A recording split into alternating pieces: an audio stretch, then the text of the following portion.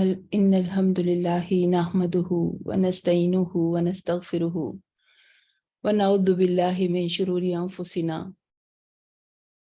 ومن سيئات أعمالنا من يهدي الله فلا مضل له ومن يضلله فلا هادي له أشهد أن لا إله إلا الله وحده لا شريك له وأشهد أن محمدا عبده ورسوله رب اشرح لي صدري ويسر لي أمري واحلل عقدة من لساني يفقهوا قولي اللهم أرنا الحق حقا وارزقنا اتباعه وأرنا الباطل باطلا وارزقنا اجتنابه اللهم أيدنا بروح القدس۔ پیاری ساتھیوں، ہم نے قرآن کی طرف جو سفر شروع کیا ہے، آج ہم اللہ کے فضل سے اس کے 6th اسٹیپ پر ہیں، یعنی 6 پارہ آج ہم سٹارٹ کریں گے۔ مگر یہ سفر ایک سرسری سفر ہے۔ اتنے کم وقت میں اس علم کے سمندر کی تہ میں پہنچنا، اس کے لال و جوہر کو پانا تو بہت دور کی بات ہے، ہم اس کی سرفیس کو بھی کور نہیں کر سکتے۔ لیکن پختہ عزم کر لیجئے کہ قرآن کی شاہراہ کا مسافر ہمیں آخری دم تک رہنا ہے، آخری سانس تک رہنا ہے۔ رمضان کے بعد انشاءاللہ آیات کو ہم ڈیپلی ڈسکور کرنے کی بھی کوشش کریں گے اور ان ڈیپتھ اسٹڈی انشاءاللہ تعالی شروع کریں گے۔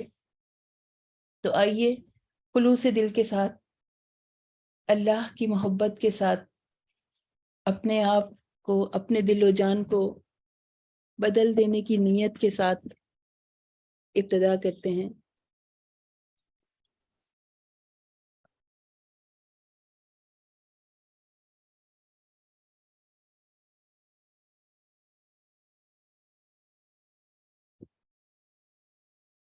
اعوذ باللہ من الشیطان الرجیم، بسم اللہ الرحمن الرحیم۔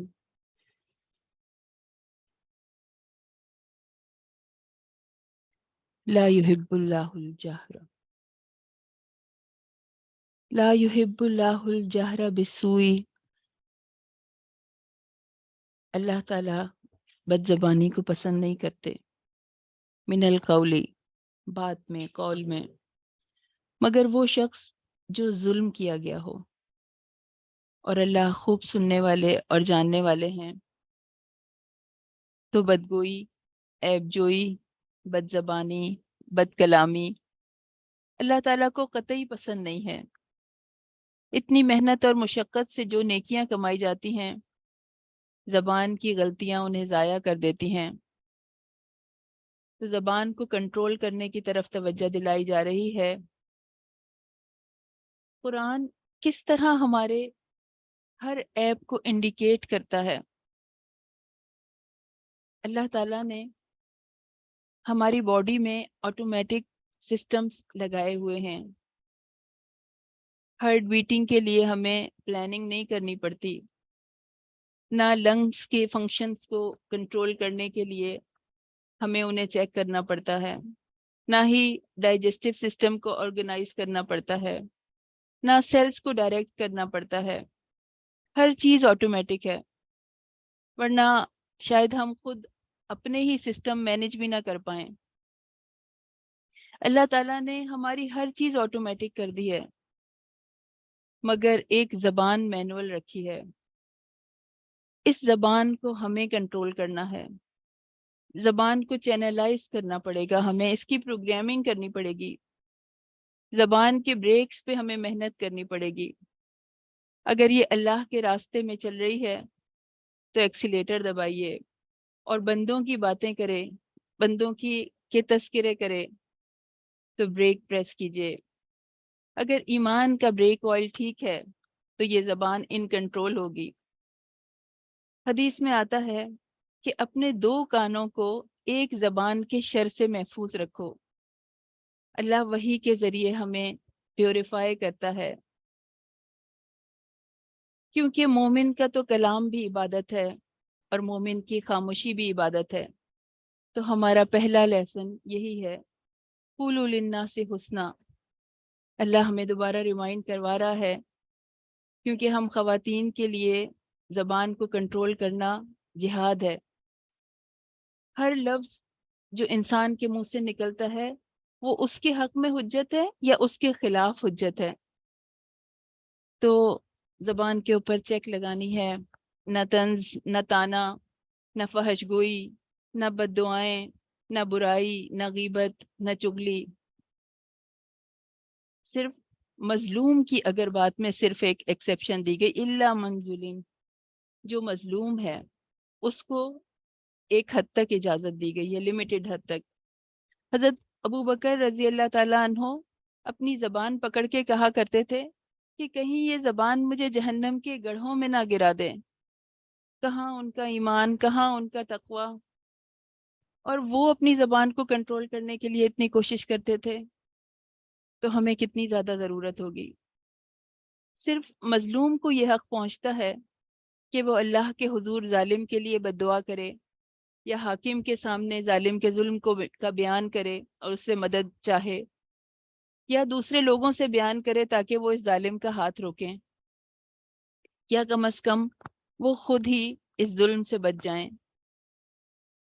ابو داؤد میں ایک حدیث ہے کہ حضرت عائشہ صدیقہ رضی اللہ تعالیٰ عنہ کی کوئی چیز چور چرا کے لے گئے، تو آپ ان پر بد دعا کرنے لگیں۔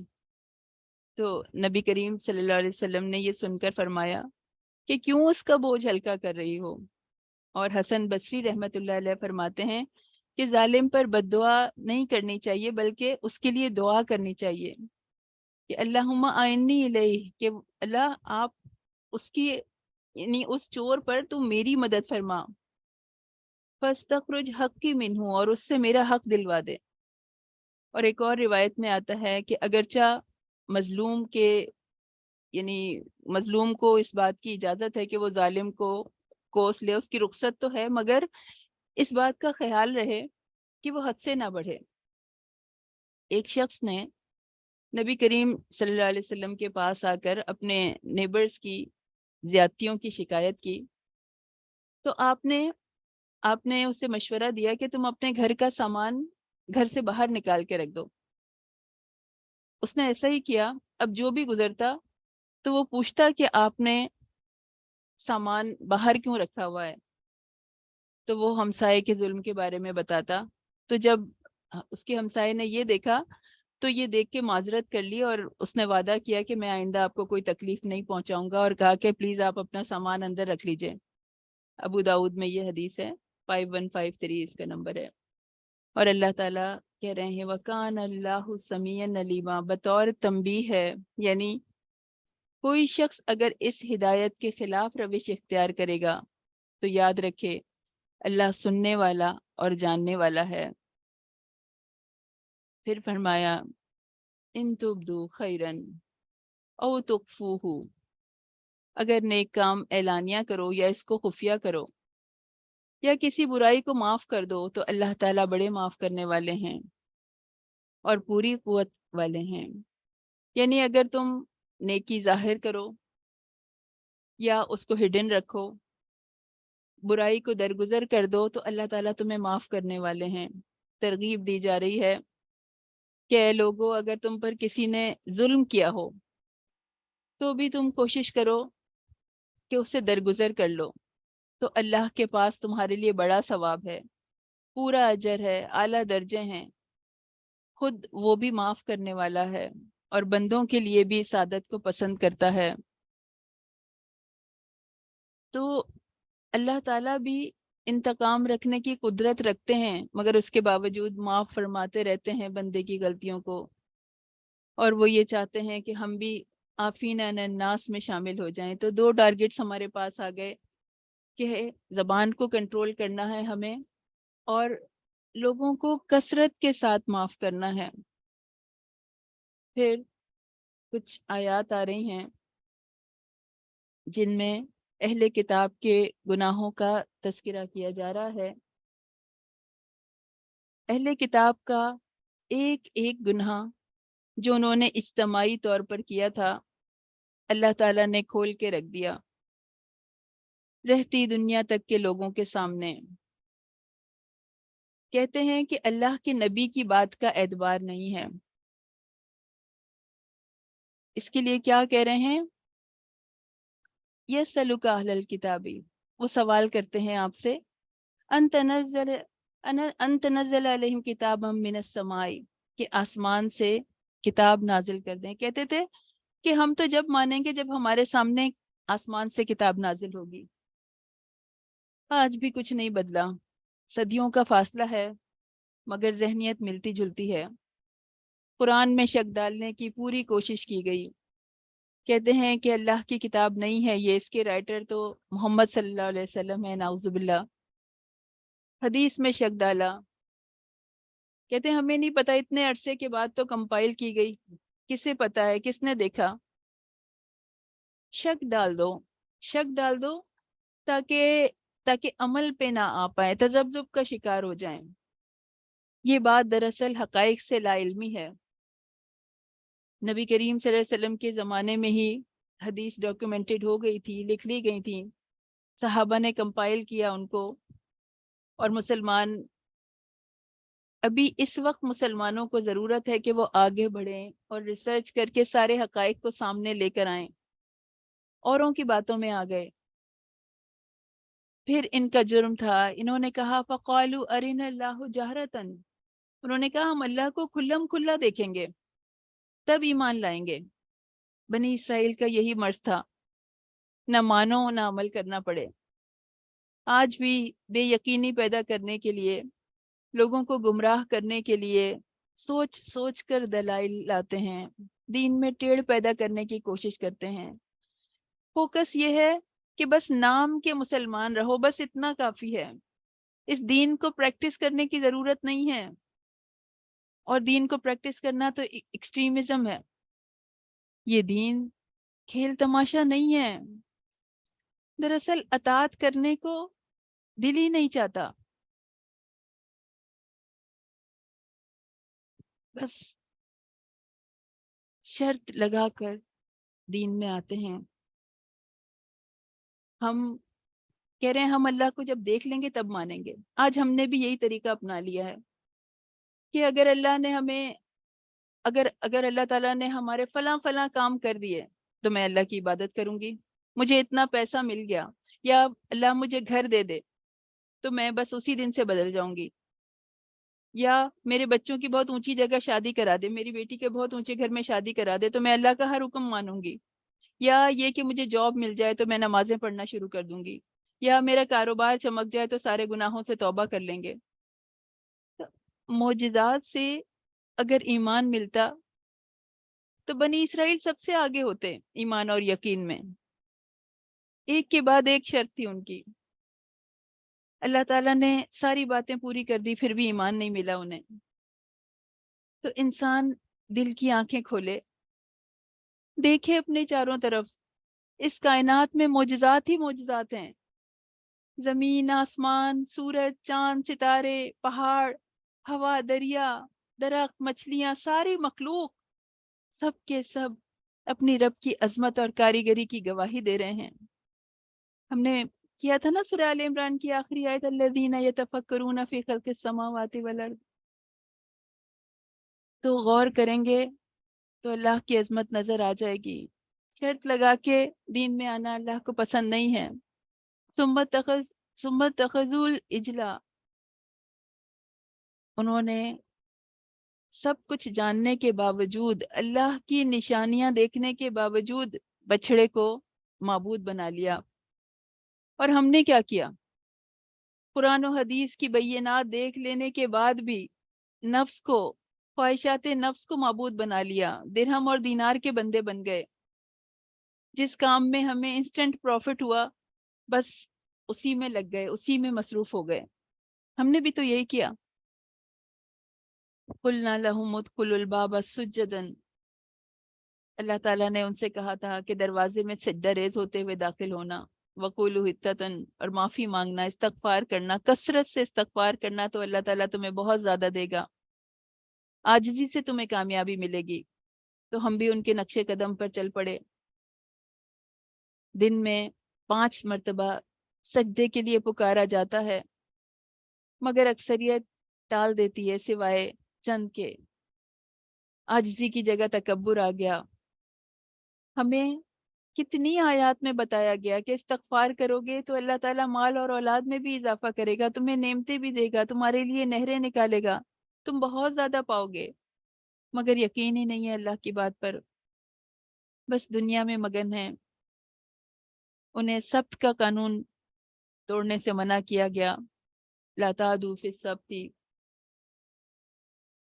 تو کیا کرنا کہ ہفتے کے دن مچھلیاں نہ پکڑنا، تو انہوں نے اللہ کے حکم کا مذاق بنا لیا۔ تو مسلمانوں نے بھی ایسا ہی کیا، مسلمانوں نے بھی اللہ کے ہر حکم کا مذاق بنا لیا، کھیل بنا لیا، وہ سود ہو زکوٰۃ ہو لائٹلی لیا، اس میں لوپ ہولز نکال لیے۔ انہوں نے عہد شکنی کی، فَبِمَا نَقْضِهِمْ مِيثَاقَهُمْ، میثاق توڑا۔ ہم نے بھی ایک میثاق کیا تھا، لا الہ الا اللہ کا میثاق، مگر ہم نے عہد شکنی کی، نبھایا نہیں اس کو سمجھا نہیں، اس کی روح تک نہیں پہنچے، صرف زبانی اس کو لیا۔ وَكُفْرِهِمْ بِآيَاتِ اللَّهِ، اللہ کی آیات کا کفر کیا، اسے ماننے سے انکار کر دیا۔ انہوں نے تو زبانی بھی ماننے سے انکار کر دیا، اور ہم نے کیا کیا؟ ہم نے قرآن کو بہت مقدس جانا، آیات کو مقدس جانا، لیکن عمل سے انکار کر دیا، وہی کو پیٹ کے پیچھے پھینک دیا، اور کہا وَقَتْلِهِمُ الْأَنْبِيَاءَ بِغَيْرِ الْحَقِّ، انبیاء کا قتل، ناحق قتل کیا انہوں نے۔ اور ہمارے معاشرے میں کیا ہو رہا ہے؟ انبیاء کے وارثوں کو، علماء کو قتل کیا جا رہا ہے۔ وَقَوْلِهِمْ قُلُوبُنَا غُلْفٌ، انہوں نے کہا کہ ہمارے دل محفوظ ہیں، غلافوں میں محفوظ ہیں، پردے میں ہیں، پروٹیکٹڈ ہیں، یعنی ہمیں معلوم ہے ہمیں کیا کرنا ہے، تمہاری باتیں ہم پر اثر نہیں کریں گی، یہ دل علم سے بھرپور ہیں، ہمیں تمہارے علم کی، تمہاری ہدایات کی ہمیں ضرورت نہیں ہے۔ تو بنی اسرائیل کے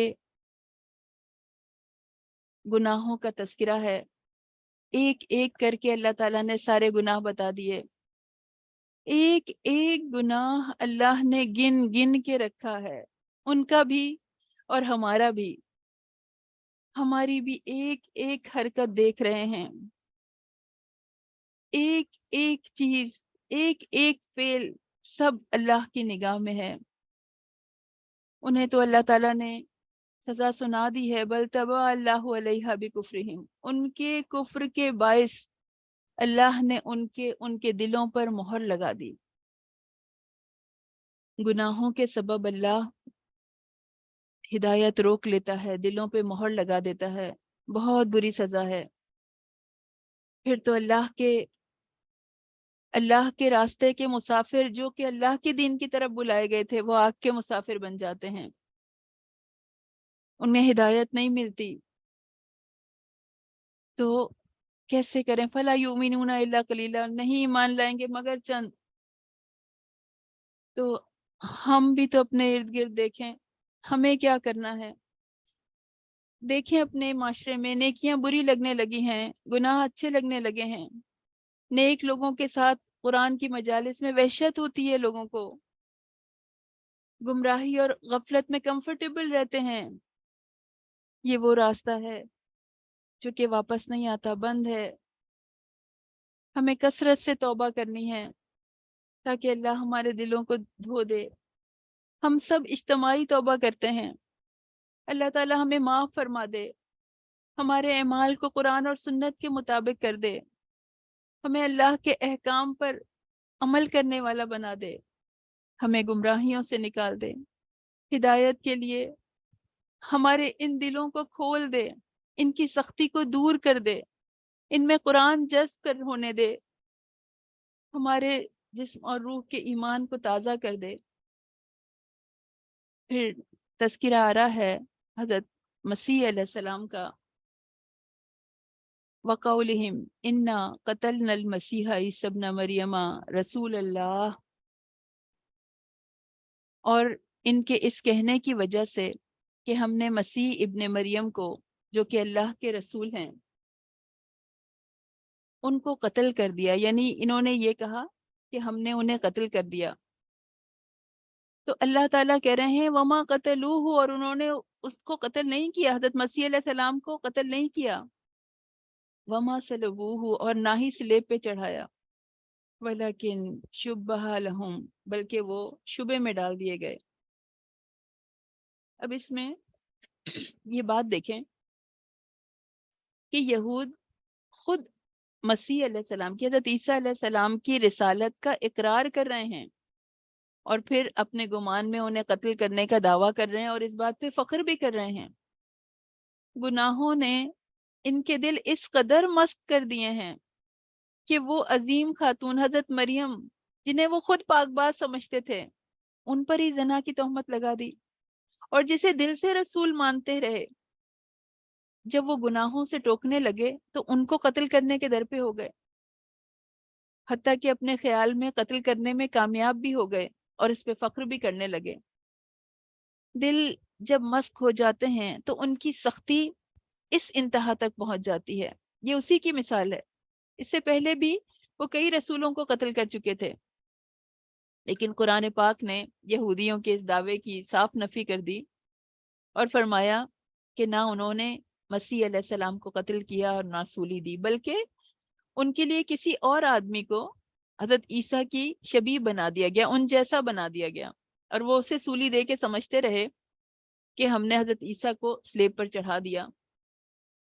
عیسیٰ علیہ السلام کی شبیہ بنائے جانے کی کیفیت کوئی ایک روایت ہے ابن عباس رضی اللہ تعالیٰ عنہ سے، صحیح سند کے ساتھ ہے، امام ابن کثیر اور ابن جریر نے بیان فرمائی ہے کہ جب یہودی مسیح علیہ السلام کو پکڑنے کے لیے گئے تو آپ نے اپنے حواریوں سے فرمایا کہ تم میں سے کون شخص اس بات پر راضی ہے کہ اسے میرا شبیہ بنا دیا جائے، یعنی میرے جیسا بنا دیا جائے۔ ایک حواری اس پر راضی ہو گیا، چنانچہ مسیح علیہ السلام کو اللہ تعالیٰ نے آسمان کی طرف اٹھا لیا اور اس نوجوان کو مسیح علیہ السلام کی شکل و صورت میں تبدیل کر دیا، اور یہودی آئے اور اس نوجوان کو انہوں نے سولی دے دی۔ بل رفع اللہ علیہ وکان اللہ عزیزا حکیمہ، یہ صاف اور صریح دلیل ہے کہ اللہ تعالیٰ نے اپنی قدرت کاملہ سے عیسیٰ علیہ السلام کو آسمان پر زندہ اٹھا لیا۔ صحیح احادیث سے بھی یہ بات ثابت ہوتی ہے، اور کثرت سے احادیث آئی ہیں اس موضوع پر۔ ان احادیث میں حضرت عیسیٰ کے نزول کی کیفیت اور جگہ کا بیان ہے کہ آپ دمشق میں مینارہ شرقیہ کے پاس اس وقت اتریں گے جب فجر کی نماز کی اقامت ہو رہی ہوگی۔ حضرت عیسیٰ خنزیر کو قتل کریں گے، سلیب توڑیں گے، جزیہ ختم کر دیں گے، اور ان کے دور میں سب مسلمان ہو جائیں گے۔ دجال کا قتل بھی آپ کے ہاتھوں سے ہوگا، اور یاجوج اور ماجوج کا ظہور اور فساد بھی آپ کی موجودگی میں آپ کی بددعا سے ان کی ہلاکت واقع ہوگی۔ مسیح علیہ السلام کا اپنے جسم کے ساتھ اٹھایا جانا اور وہاں پر ان کا زندہ موجود ہونا، اور دوبارہ دنیا میں آ کر کئی سال رہنا، اور ان کا دجال کو قتل کرنے کے بعد اپنی طبعی موت مرنا، یہ امت مسلمہ کا متفقہ عقیدہ ہے بلا کسی اختلاف کے۔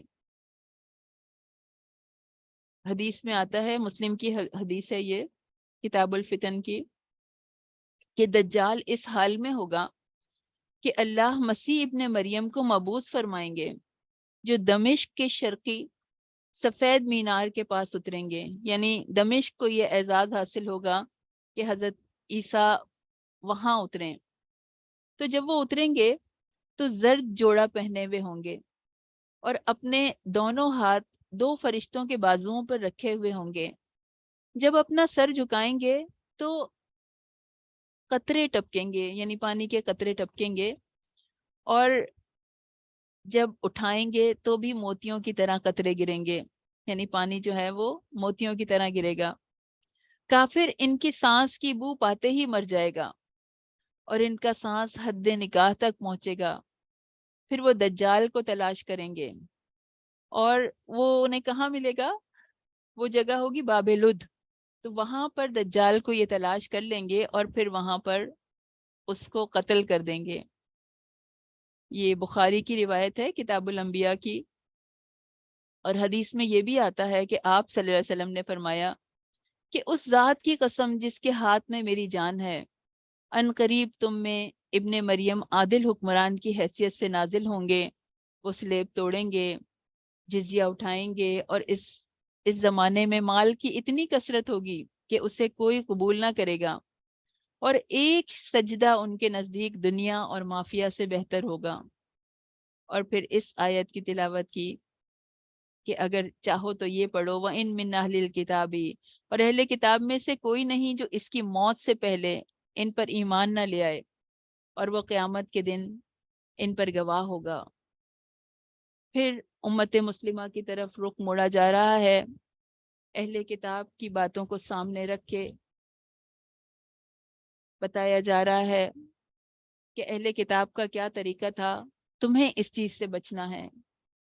یا اہل الکتاب لا تغلوا فی دینکم، اہل کتاب اپنے دین میں حد سے نہ بڑھو، ان کے لیے بھی یہی حکم تھا اور ہمارے لیے بھی یہی حکم ہے۔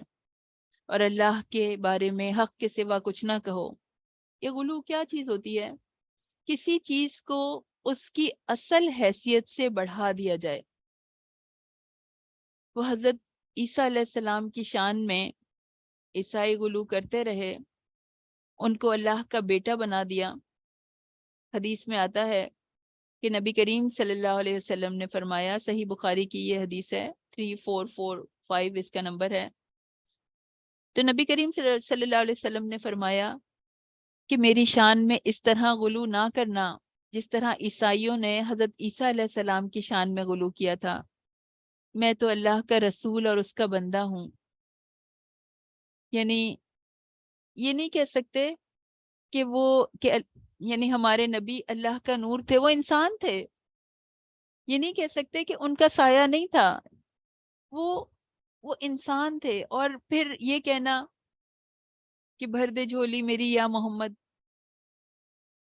وہ انسان ہیں، وہ نبی ہیں، وہ اللہ کے محبوب ترین بندے ہیں، وہ تمام انسانوں میں سب سے افضل ہیں، امام ہیں، مگر اللہ کے بندے ہیں۔ تو نبی صلی اللہ علیہ وسلم نے منع فرما دیا کہ ان کی شان میں بھی غلو نہ کیا جائے۔ پھر ایک اور جہاد کا میدان ہمارے سامنے آ رہا ہے، لَن يَسْتَنْكِفَ الْمَسِيحُ أَن يَكُونَ عَبْدًا لِلَّهِ، مسیح نے یعنی حضرت عیسیٰ علیہ السلام نے کبھی اس بات کو عار نہیں سمجھا کہ وہ اللہ کے بندے ہوں، اور نہ مقرب ترین فرشتے اس کو اپنے لیے عار سمجھتے ہیں۔ اگر کوئی اللہ کی بندگی کو اپنے لیے عار سمجھتا ہے اور تکبر کرتا ہے، تو ایک وقت آئے گا کہ جب اللہ سب کو گھیر کر اپنے سامنے حاضر کرے گا۔ تو بتایا جا رہا ہے کہ حضرت عیسیٰ علیہ السلام اللہ کے نیک بندے کیسے ہوتے ہیں، فرشتوں کا کیا طریقہ ہوتا ہے، اور یہی حال ہمارے نبی کا تھا۔ جب کوئی شخص آپ صلی اللہ علیہ وسلم کو اللہ کا بندہ کہتا تو آپ بہت خوش ہوتے، آپ کو بے انتہا خوشی ہوتی۔ انہوں نے خود کہا کہ میں اللہ کا بندہ اور اللہ کا رسول ہوں۔ عبدہ، عبدنا، خالق کائنات سے نسبت ہونا کس قدر عزت کی بات ہے، کتنے شرف کا مقام ہے۔ اللہ کی نسبت سے پہچانے جانا، ہزاروں کی بھیڑ میں عبدہ پہچان لیے جاتے ہیں۔ وہ اللہ کے بندے ہونے پہ فخر کرتے ہیں، اس دین کے اوپر فخر کرتے ہیں، اسلام کے اوپر فخر کرنے والے تھے ہمارے نبی۔ تو ہم اپنے آپ سے سوال کریں کہ اللہ کی بندگی پر ہم فخر کرتے ہیں؟ اپنے دین پر، ہم اپنے رب کی عبادت پر ایسا تو نہیں کہ ہم شرمندہ ہوں، یا مسلمانوں والا حال حلیہ رکھنے پر ہمیں ندامت تو نہیں ہوتی؟ لوگوں کے سامنے دین کے کسی حکم پر عمل کرنا ہمیں مشکل تو نہیں لگتا؟ کسی میٹنگ سے، کسی کلاس سے، کسی بھیڑ سے نماز کے لیے اٹھنا کہیں باعث شرمندگی تو نہیں بن جاتا ہمارے لیے؟ مسلمانوں کی طرح سلام کرنا، السلام علیکم ورحمۃ اللہ وبرکاتہ، کہیں ایسا تو نہیں کہ یہ بولتے ہوئے ہمیں شرم آتی ہو؟ اللہ کے نام کو بار بار لینا اپنے جملوں میں، اپنی باتوں میں، ماشاء اللہ، الحمدللہ، انشاءاللہ، یہ کہتے ہوئے کہیں ایسا تو نہیں کہ شرماتے ہوں کہ کہیں لوگ مذاق نہ اڑائیں؟ وہ مذاق اڑاتے ہیں تو اڑانے دیں، اللہ باریک بین ہے۔ ہم اپنے دین پہ فخر کے ساتھ عمل کریں۔ اللہ تعالیٰ نے بتا دیا ہے ان لوگوں کو کہ ان کے ساتھ جو اپنے دین پہ شرمندہ ہوگا اس کا الگ معاملہ ہے۔ اللہ تعالیٰ جب اللہ ان کو گھیر کر اپنے سامنے حاضر کرے گا تب وہ بتائے گا، تو فخر کے ساتھ اپنے دین پر عمل کریں۔ فخریہ مسلمان، سوری مسلم نہیں، فخر کے ساتھ دین پر عمل کرنے والے۔ سورہ مائدہ یہ مدنی صورت ہے، اور مائدہ کا مطلب ہے ٹیبل اسپریڈ، دسترخوان۔ سورہ مائدہ مدینے کے آخری دور میں نازل ہوئی ہے، اس لیے اس کا حلال ہمیشہ کے لیے حلال ہے، اس کا حرام ہمیشہ کے لیے حرام ہے۔ آیت آ رہی ہے، آیت 2، وَتَعَاوَنُوا عَلَى الْبِرِّ وَالتَّقْوَى، اور نیکی اور تقوی پر ایک دوسرے کی مدد کرو، ایک دوسرے سے تعاون کرو، اور گناہ اور زیادتی پر ایک دوسرے کی مدد نہ کرو، اور اللہ سے ڈرو، بے شک اللہ بہت سخت سزا دینے والا ہے۔ ہمیں اللہ نے بہترین امت بنایا، کنتم خیر امتن، تو اللہ تعالیٰ نے ہمیں ذمہ داری دی ہے نیکی کو پھیلانے کی، نیکی کو اسپریڈ کرنے کی، نیکی کو ابھارنے کی، دوسروں کو اس کی ترغیب دینے کی، برائی سے روکنے کی۔ تو ہر قسم کا نیک کام البر میں شامل ہوگا، اور برائی کو ترک کرنے کا نام اصل میں تقوی ہے۔ وَلَا تَعَاوَنُوا عَلَى الْإِثْمِ وَالْعُدْوَانِ، اسم کہتے ہیں گناہ اور نافرمانی کرنے کو، اور عدوان کہتے ہیں حد سے گزر جانے کو۔ تو تقوی کے کاموں میں، نیکی کے کاموں میں اپنا حصہ ڈال دیجئے، ہماری زندگی کا یہ مقصد بن جائے، ہم والنٹیئر بن جائیں جہاں پہ نیکی کا کام ہو رہا ہو، جہاں دین کا کام ہو رہا ہو، جہاں دین کی سربلندی کا کام ہو رہا ہو، جتنی ہماری صلاحیت ہے اس کے مطابق ہم مدد کریں، کسی کو ہم لنک بھیج دیں، کسی کو قرآن سے جوڑ دیں، کسی کو اچھی بکس دے دیں۔ اور آج تو میڈیا کا دور ہے، قرآن کی اچھی ویڈیوز کو لائک کر دیا، شیئر کر دیا، شاید کسی کی آخرت سنور جائے۔ جو لوگ دین کا خلوص رکھتے ہیں، اسلام کے لیے خلوص رکھتے ہیں، وہ جب کام کریں تو ان کو انکریج کریں، ان کے ساتھ مل جائیں۔ جب سارے مومن ایک جگہ جمع ہو جائیں گے اور ان کو سپورٹ کیا جائے گا تو وہ ایک طاقت بن جائیں گے، اور برائی کے خلاف ڈٹ جائیں گے۔ یہ ماحول ہمیں بنانا ہے۔ بس کوئی بھی نیکی کا کام کر رہا ہے، ہمیں چاہیے بس یہ کنفرم کر لیں کہ یہ واقعی نیکی ہے، تو اس کے ساتھ ہم اکٹھے ہو جائیں۔ ابو مسعود بدری کہتے ہیں کہ ایک شخص نبی صلی اللہ علیہ وسلم کے پاس سواری مانگنے کے لیے آیا اور کہا کہ میرے پاس کوئی سواری نہیں ہے، تو آپ نے کہا تم فلاں آدمی کے پاس چلے جاؤ۔ چنانچہ وہ وہاں چلے گئے تو اس شخص نے ان کے لیے سواری کا انتظام کر دیا۔ تو رسول اللہ نے فرمایا کہ جس نے بھلائی کا راستہ دکھا دیا اسے بھی اتنا اجر ملتا ہے جتنا کہ اس کے کرنے والے کو ملتا ہے، یعنی کسی نے وہ سواری خود اپنی تو نہیں دی لیکن اس کے لیے انتظام کر دیا، کسی اور سے دلوا دی۔ تو جب بھی محسوس ہو کہ کوئی نیکی کا عزم لے کے اٹھا ہے، سچا ہے، خلوص کے ساتھ کام کرنے والا ہے، تو ہمیں بھی اس میں اپنا حصہ ڈالنا ہے۔ قرآن کو، اس کے احکام کو، اس کو پروموٹ کرنا ہے، ہمیں اپنے قول سے پروموٹ کرنا ہے، عمل سے پروموٹ کرنا ہے، فخر کے ساتھ۔ اور کن چیزوں سے بچنا ہے، کن پہ تعاون نہیں کرنا، نہ خود فحش فلمیں دیکھیں، نہ ایسے ڈرامے دیکھیں، نہ گناہوں کو پروموٹ کرنے والے پروگرامز دیکھیں، نہ دوسروں سے ان کی تعریف کریں۔ یہ بھی سپورٹ ہو جائے گی اگر آپ ان سے تعریف کریں گے، چاہے آپ کہہ نہیں رہے کہ آپ دیکھیں لیکن آپ تعریف کر رہے ہیں، تو یہ بھی یہ برائی کے کاموں میں، گناہوں میں سپورٹ ہو جائے گی۔ تو ایسے میسیجز جو کہ جن میں کہ برے اخلاق ہیں، جو اللہ کی ناپسندیدہ باتوں کو ہم نے فارورڈ نہیں کرنا ہے، ایسے میسیج کو، کوئی بھی غلط کام ہو رہا ہو تو اس کی مدد نہیں کرنی برے کاموں میں۔ جیسے کوئی فحاشی کو عام کر رہا ہے تو ہم اپنی طرف سے اس میں کوئی مدد نہیں کریں گے۔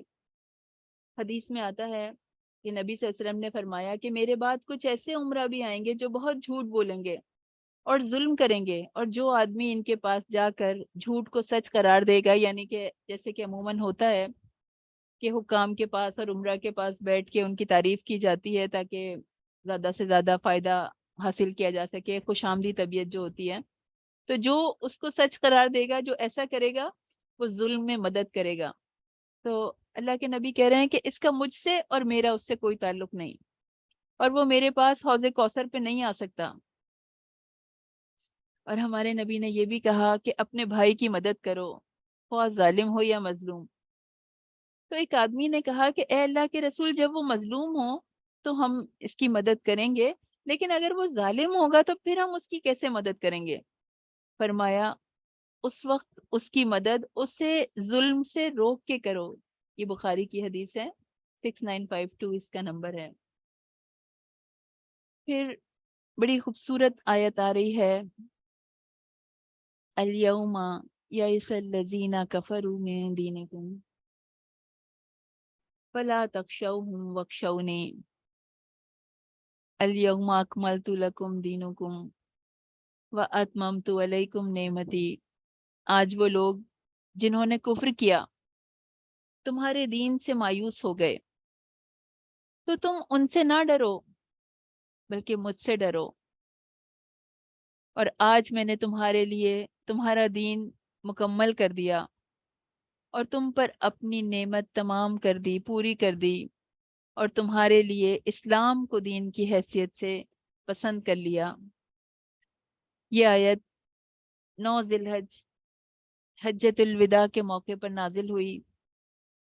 ذی الحج کے پہلے 10 دن ویسے ہی اللہ کے محبوب ترین دن ہیں، بہت فضیلت والے دن ہیں۔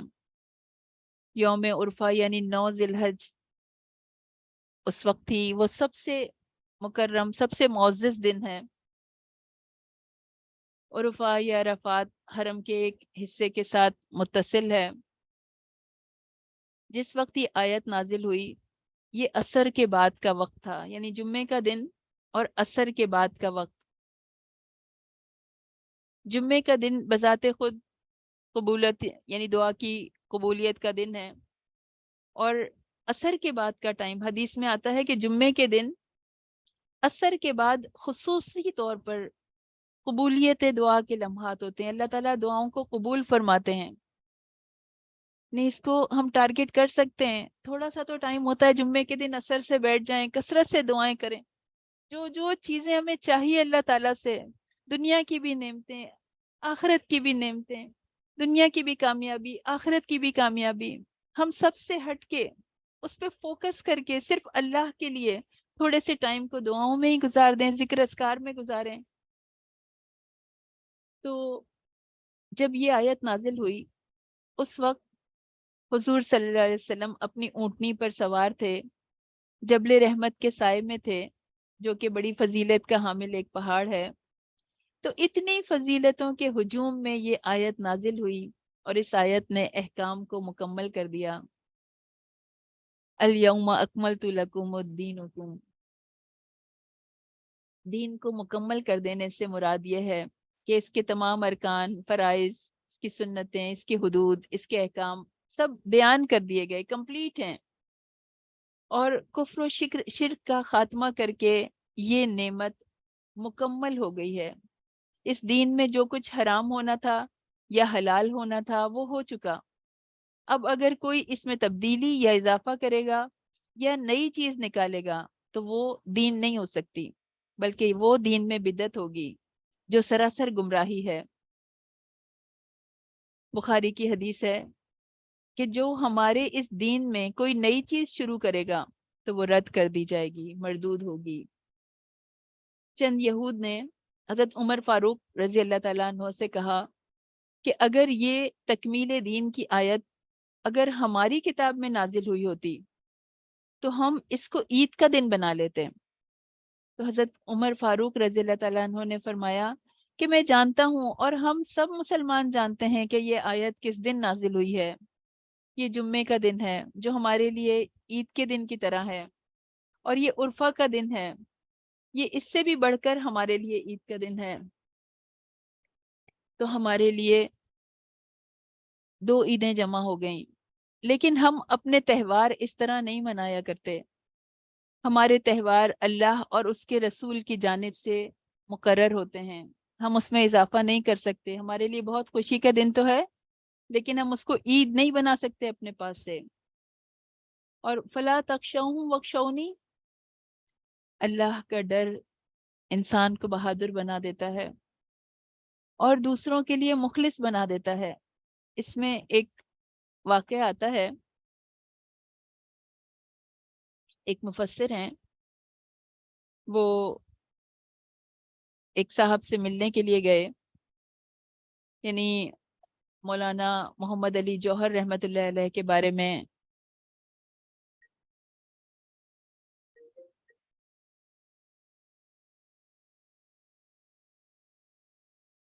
تو وہ قصہ بتا رہے ہیں کہ حضرت مولانا محمد علی جوہر رحمۃ اللہ علیہ کے بارے میں کہ عبد الماجد دریابادی کی طرف سے یہ قصہ سنا رہے ہیں کہ وہ کہتے ہیں کہ میں ایک دفعہ ان سے ملنے کے لیے گیا. اچانک ان کے کمرے میں داخل ہوتے ہوئے مجھے محسوس ہوا کہ مولانا زارو قطار رو رہے ہیں. میں نے جلدی سے اپنے قدم پیچھے ہٹائے کہ بعض لمحے ایسے ہوتے ہیں کہ جب انسان اپنے احساسات کی گرفت میں ہوتا ہے. تو میں باہر کھڑا انتظار کرنے لگا. جب ان کے آنسوؤں کا سیلاب نہ رکا، حتیٰ کہ ہچکی بن گئی، تو مجھے پریشانی ہونے لگی. آخر میں اندر داخل ہو گیا. میرے پاؤں کی آہٹ سن کر انہوں نے سر اٹھایا، مجھے دیکھ کر اپنے آپ کو سنبھالنے لگے اور بڑی دیر تک اپنے آپ کو سنبھالتے رہے. جب وہ نارمل ہو گئے تو میں نے عرض کی کہ ایسی کیا بات ہو گئی کہ آپ نے رو رو کر اپنا برا حال کر لیا. تو انہوں نے قرآن کی طرف اشارہ کیا جو سامنے کھلا ہوا تھا، اور اس کے اوراق، اس کے صفحے بھیگے ہوئے تھے. میں نے دیکھا تو وہاں پہ یہ آیت کھلی ہوئی تھی، فلا تخشوہم واخشونی. مجھے کچھ سمجھ نہ آیا. میں نے پوچھا کیا بات ہے، مجھے بتائیں تو صحیح. مولانا نے فرمایا کہ یہاں اللہ تعالیٰ نے ہمیں کتنے بڑے انعام سے نوازا ہے، تکمیل دین کے انعام سے. ہمارے لیے اتمام نعمت کر دیا، نعمت کو مکمل کر دیا، ہمارے لیے دین اسلام کو پسند کر لیا. اور اس نعمت کی شرط صرف یہ ہے کہ ان سے نہ ڈرو، مجھ سے ہی ڈرو. میں دیکھتا ہوں کہ میرے ایمان پر نہ جانے کیسے اثرات مرتب ہو رہے ہیں، غیروں کے اثرات. ہمارے دین پہ یہ اثرات مرتب ہو رہے ہیں نا، ہم اپنے معاشرے میں ارد گرد دیکھتے ہیں. کہتے ہیں میری عبادات، میرے گھر کی زندگی، میری تہذیب، میری معاشرت، ان سب میں کفار کے اثرات داخل ہو گئے ہیں. جب میں اپنی قوم کی یہ حالت دیکھتا ہوں تو پریشان ہو جاتا ہوں. یا اللہ، تیرا انعام تو صرف تجھ سے ڈرنے کی شرط کے ساتھ مشروط تھا، ہم تو اس مرحلے تک پہنچے ہی نہیں. یعنی اللہ کے عطا کردہ لازوال دین کو چھوڑ کر ہم غیروں کے پیچھے چل دیے، اپنے رول ماڈلز کو چھوڑ کر، اپنے نبی اور صحابہ کو چھوڑ کر ہم دوسروں کی کاپی کرنے لگے. ہمارے لیے یہ انعام کس کام کا؟ کہہ رہے ہیں ہمارے لیے یہ انعام کس کام کا ہے؟ ہم نے تو اس سے فائدہ ہی نہیں اٹھایا. کہتے ہیں یہ چیز ہے وہ جو مجھے خون کے آنسو رلاتی ہے۔ اور ان کا ایک شعر بھی ہے، شاید انہوں نے اسی وقت یہ شعر کہا ہو، توحید تو یہ ہے کہ خدا حشر میں کہہ دے، یہ بندہ دو عالم سے خفا میرے لیے ہے۔ اپنے رب کے ہو جائیں، اپنے رب کے لیے اس دین کو سربلند کریں، اس پہ فخریہ عمل کرنے والے ہوں۔ مکمل دین ہے ہمارا، اس میں کسی ایڈیشن کی ضرورت نہیں ہے، اس میں کسی ترمیم کی ضرورت نہیں ہے۔ پھر کچھ طہارت کے احکام آ رہے ہیں کہ اے لوگو جو ایمان لائے ہو، جب نماز کے لیے اٹھو تو اپنے منہ اور اپنے ہاتھ کوہنیوں تک دھو لو اور اپنے سروں کا مسح کر لو اور اپنے پاؤں ٹخنوں تک دھو لو، اور اگر جنبی ہو تو غسل کر لو۔ اگر تم بیمار ہو یا کسی سفر پہ ہو، یا تم میں سے کوئی قضائے حاجت سے آیا ہے، یا تم نے عورتوں سے مباشرت کی ہے، تو پھر کوئی پانی نہ پاؤ تو پاک مٹی کا قصد کرو، بس اس سے چہروں اور ہاتھوں پر مسح کرو۔ اللہ نہیں چاہتا کہ تم پر کوئی تنگی کرے، لیکن وہ چاہتا ہے کہ تمہیں پاک کر دے، تاکہ وہ اپنی نعمت تم پر تمام کر دے، تاکہ تم شکر کرو۔ غزوہ مرسیہ 5 یا 6 ہجری میں ہوئی تھی۔ اس میں عائشہ رضی اللہ تعالیٰ عنہ کا ہار گم ہو گیا تھا۔ ہار کی تلاش میں صبح ہو گئی اور وہاں پانی موجود نہیں تھا، لوگ فکر مند ہو گئے۔ اس پر یہ آیت نازل ہوئی، بخاری کی حدیث ہے 334۔ تو یہ آیت وضو تو ہے، لیکن بعض علماء اس کو آیت تیمم بھی کہتے ہیں، کیونکہ آسانی کر دی گئی امت مسلمہ پر، اور وضو کی بات بتائی جا رہی ہے۔ حدیث میں آتا ہے جنت کی کنجی نماز ہے، اور نماز کی کنجی وضو ہے۔ وضو پراپرلی کرنا ہے، یعنی ایڑیاں خشک نہ رہ جائیں وضو کے دوران، دنیا کی باتیں نہیں کرنی۔ پھر ایک چیز اور یہاں پر اہم ہے کہ اگر ہاتھوں پہ پینٹ لگا ہوا ہو، یا آپ نے واٹر پروف مسکارا لگایا ہوا ہے، یا آپ کی فنگرز پہ نیل پالش لگی ہوئی ہے، تو وضو نہیں ہوگا۔ یہ کوئی معمولی چیز نہیں ہے، یہ فقہا نے احادیث سے اس کو ثابت کیا ہے۔ حضرت عائشہ رضی اللہ تعالیٰ عنہ نے بتایا کہ ان سے کسی نے سوال پوچھا تھا کہ یعنی اگر انگلیوں پہ آٹا بھی لگا ہوا ہے، یعنی ایسے آٹا لگا ہوا ہے کہ اگر وضو کریں گے تو یعنی پوری انگلیاں گیلی نہیں ہوں گی، کچھ حصے پہ آٹا لگا ہوا ہے، تو پھر وضو نہیں ہوگا۔ اور اگر وضو نہیں ہوگا تو عبادات نہیں ہوں گی، نماز نہیں ہوگی۔ تو پراپرلی وضو کرنا ہے، اہتمام کے ساتھ وضو کرنا ہے، بسم اللہ سے شروع کرتے ہوئے وضو کرنا ہے۔ پھر فرمایا اب ایک قصہ بیان کیا جا رہا ہے، حضرت آدم علیہ السلام کے بیٹوں کا قصہ، اور ان پر آدم علیہ السلام کے 2 بیٹوں کی خبر کی تلاوت حق کے ساتھ کرو۔ جب ان دونوں نے قربانی پیش کی تو ان میں سے ایک کی قبول کر لی گئی اور دوسرے کی قبول نہ کی گئی، تو اس نے کہا میں تجھے ضرور ہی قتل کروں گا، اور اس نے کہا بے شک اللہ متقی لوگوں ہی سے قبول کرتا ہے، انما یتقبل اللہ من المتقین، یعنی تم بھی اگر اللہ کی نافرمانی سے بچتے اور اللہ سے ڈرتے تو تمہاری قربانی بھی قبول ہو جاتی۔ آدم علیہ السلام کے 2 بیٹوں کے قصے میں یہ بات نمایاں معلوم ہوتی ہے۔ وہ دونوں حقیقی بھائی کا رشتہ رکھتے تھے، لیکن جب ایک نے اپنی کمزوریوں کے علاج کے بجائے اپنے بھائی کی خوبیوں سے حسد کرنا شروع کر دیا اور اس کو اپنی محرومیوں کا سبب سمجھا، تو نتیجہ کیا ہوا؟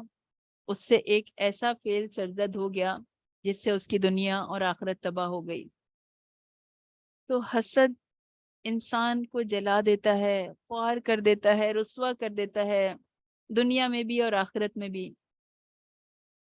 آپ صلی اللہ علیہ وسلم نے فرمایا کہ جو شخص بھی ظلم سے قتل کیا جاتا ہے اور اس کے خون ناحق کا بوجھ یعنی قاتل پہ تو ہوتا ہی ہے، لیکن اس کے ساتھ ساتھ آدم کے پہلے بیٹے پہ بھی ہوتا ہے، یعنی قابیل پہ جس نے قتل کیا تھا، کیونکہ وہ پہلا شخص تھا جس نے قتل کا کام شروع کیا۔ یہ بخاری کی حدیث ہے، 3335 نمبر ہے اس کا۔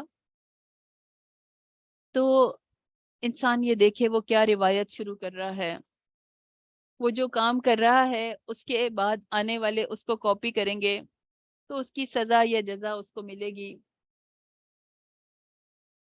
دنیا میں ہمیشہ انسانوں کے دو ہی گروہ رہے ہیں شروع سے، حضرت آدم علیہ السلام کے زمانے سے۔ ایک وہ گروہ جو نیکی اور بھلائی کے کاموں میں مصروف رہتا ہے اور دوسروں کی برائیوں کو ایک حد تک نظر انداز کرنے کی کوشش کرتا رہتا ہے، دوسرے کے ظلم کو بھی برداشت کرتا رہتا ہے جب تک کہ اس کے ساتھ ظلم نہ کیا جائے۔ اور دوسرا گروہ کیا کرتا ہے؟ یہ وہ ہے جو دوسروں کی خوبیوں سے جلتا ہے اور اپنی اصلاح نہیں کرتا، یعنی دوسروں کے اچھے کاموں سے جلنا اور اپنی کریکشن کی کوئی کوشش نہیں کرتا۔ تو یہ دو گروہ ہمیشہ سے خیر اور شر کی علامت رہے ہیں، اور ان دونوں کا آغاز اس حابیل اور قابیل کے رویے سے ہوا، تو اسی لیے قرآن اسے ایک اہم واقعہ قرار دیتا ہے۔ تو ہمیں یہ چیک کرنا ہے کہ ہم ان دونوں گروہوں میں سے کس میں ہیں، ہم جلنے والوں میں سے ہیں یا خود اپنی کریکشن کرنے والوں میں سے ہیں، اپنی اصلاح کرنے والوں میں سے ہیں، نیکی اور بھلائی میں مصروف رہنے والوں میں سے ہیں۔ اللہ ہمیں نیکی اور بھلائی میں مصروف رہنے والوں میں شامل کر دے، لیکن ہمیں خود بھی اس کی کوشش کرنی ہوگی۔ اب کچھ احکام آ رہے ہیں چوری کے بارے میں۔ وَالسَّارِقُ وَالسَّارِقَةُ فَاقْطَعُوا أَيْدِيَهُمَا، اور جو مرد چوری کرے اور جو عورت چوری کرے تو ان دونوں کے ہاتھ کاٹ دو، یعنی کہ رائٹ ہینڈ کاٹا جائے گا پہلے، اور ان کے کردار کے عوض میں بطور یعنی جو انہوں نے کیا ہے اس کے یعنی جواز میں، تو بطور سزا اللہ کی طرف سے یعنی ان کے لیے یہ سزا دی گئی، اور اللہ تعالیٰ بڑی قدرت والے ہیں اور بہت حکمت والے ہیں۔ پھر جو شخص توبہ کر لے اپنی اس زیادتی کے بعد اور اپنے اعمال کی درستگی رکھے تو بے شک اللہ تعالیٰ اس پر توجہ فرمائیں گے، بے شک اللہ بڑی مغفرت والے اور بڑی رحمت والے ہیں۔ قرآن کریم کا عام انداز یہ ہے کہ وہ صرف مردوں کو خطاب کر کے احکام دیتا ہے اور عورتیں بھی ان احکام میں شامل ہوتی ہیں، لیکن حدود کے نفاذ میں چونکہ بہت احتیاط برتی گئی تو اس لیے یہاں پر مردوں اور عورتوں کا الگ الگ ذکر فرمایا، تاکہ کہیں کسی کو کسی شبہ کی تقویت نہ مل جائے، اس کا سہارا نہ لیا جائے۔ چوری کی سزا صرف مردوں پر ایسا نہیں ہے کہ نافذ ہوگی، بلکہ عورتوں پر بھی اسی طرح نافذ ہوگی۔ پھر ہم دیکھتے ہیں کہ السارق و السارقہ یہ صفت کے صیغے ہیں۔ ان کا مطلب یہ ہے کہ کسی کو چور قرار دینے کے لیے ایسی چیز کی چوری ہوگی جو کہ قدر و قیمت رکھتی ہوگی۔ حضرت صلی اللہ علیہ وسلم اور صحابہ نے کسی معمولی چیز پر کبھی حد کو نہیں جاری کیا۔ ایک آدمی اگر راستے سے پھل توڑ لیتا ہے یا کسی کی چند لکڑیاں اٹھا لیتا ہے یا سبزی کی دکان سے کوئی سبزی چرا لیتا ہے تو اس کے فعل کو غلط تو قرار دیا جائے گا، عدالت اسے سزا تو دے سکتی ہے لیکن حد جاری نہیں کر سکتی، کیونکہ اس کو حقیقت میں ایسی چوری نہیں کہا جا سکتا جس پہ کہ اتنی بڑی سزا دی جائے۔ اس کی چند اور شرائط بھی عائد کی ہیں کہ شرعی طور پر اس کی یعنی وہ چوری شرعی طور پہ چوری ہونی چاہیے، اور وہ چوری ایسی ہو یعنی جو کسی کی ذاتی ملکیت ہو، یعنی کوئی رفع عامہ کی چیز نہ ہو، اور یہ بھی ضروری ہے کہ کسی محفوظ مال کی چوری کی گئی ہو۔ اگر وہ چوری یعنی مال کی ہے اگر، لیکن اس مال کو باہر ڈال دیا گیا تو ایسی چوری پر بھی یعنی کوئی اور سزا تو دی جائے گی مگر حد جاری نہیں کی جائے گی۔ تو یہ سزا اللہ نے اس لیے بنائی تاکہ انسان کو برائی کرنے سے پہلے سوچنے پہ مجبور کر دے، رکنے پہ مجبور کر دے۔ جب چور کو یہ بات معلوم ہو کہ میں اگر چوری کے جرم میں پکڑا گیا تو مجھے سخت سزا ملے گی، تو وہ کبھی بھی چوری کرنے یعنی اس کا ارادہ کرنے میں ہی جلدی نہیں کرے گا۔ تو اللہ تعالی ہمارے معاشرے کو بھی اس لعنت سے محفوظ رکھے۔ جب کسی مجرم کو جو سزا دی جاتی ہے وہ اس کے لیے عبرت بن جاتی ہے، تو وہ جب اس کو امیجن کرتا ہے، تصور کرتا ہے، وہ سزا ایسی ہونی چاہیے کہ اس کے جسم کی کپ کپی چھوٹ جائے، اس کی دل جو ہے وہ رک رک کے چلنے لگے، یعنی ایسی سزا ہو تو سنسنی پھیل جائے اس کے جسم میں۔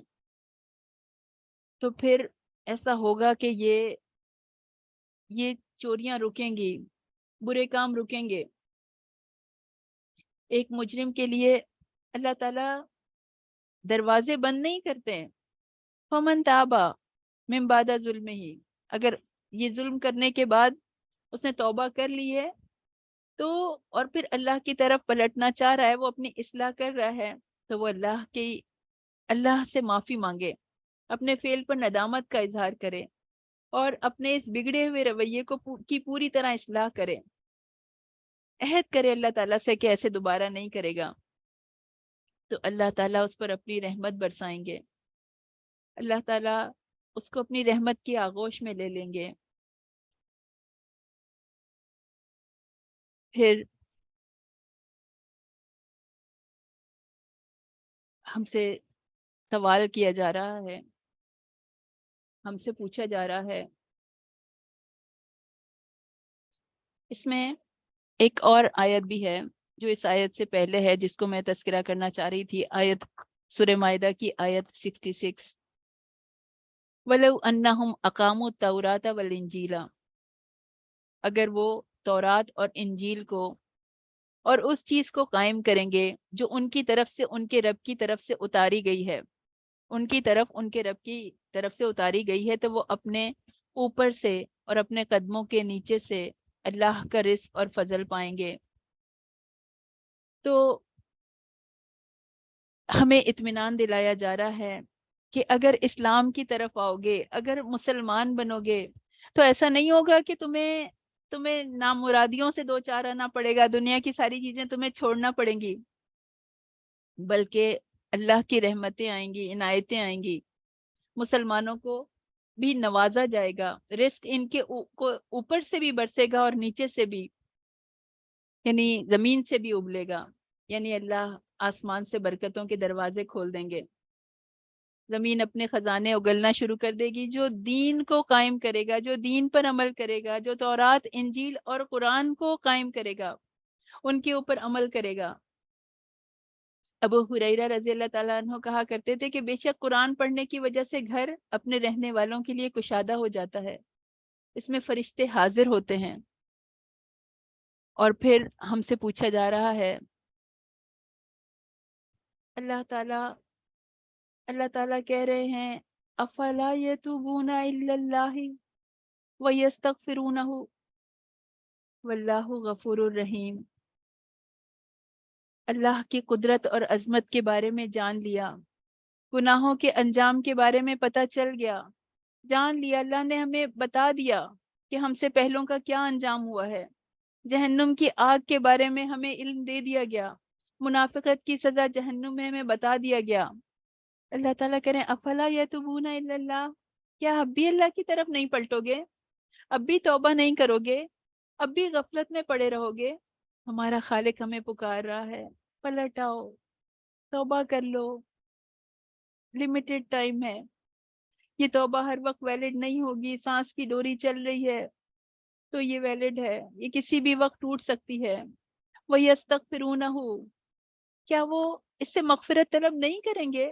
ہم فوراً جواب دیں استغفر اللہ واتوب الیہ، رحمت کا مہینہ ہے، مغفرت کا مہینہ ہے، آگ سے نجات پانے کا مہینہ ہے، گناہوں کے بوجھ نیکیوں کی طرف بڑھنے نہیں دیتے، گمراہی کے راستے سے گمراہی کے راستے پر چلنے والے ہیں، جب چلتے ہیں تو ہدایت نہیں ملتی ہے۔ اگر غفور الرحیم کی رحمت پانی ہے تو سب سے پہلے گناہوں پر دلیر نہیں ہونا۔ گناہوں پہ جمے رہنے سے مغفرت اور رحمت نہیں ملتی۔ ایمان والے اپنی غلطیوں پر اصرار نہیں کرتے، اپنے رب کے دامن میں پناہ لے لیتے ہیں۔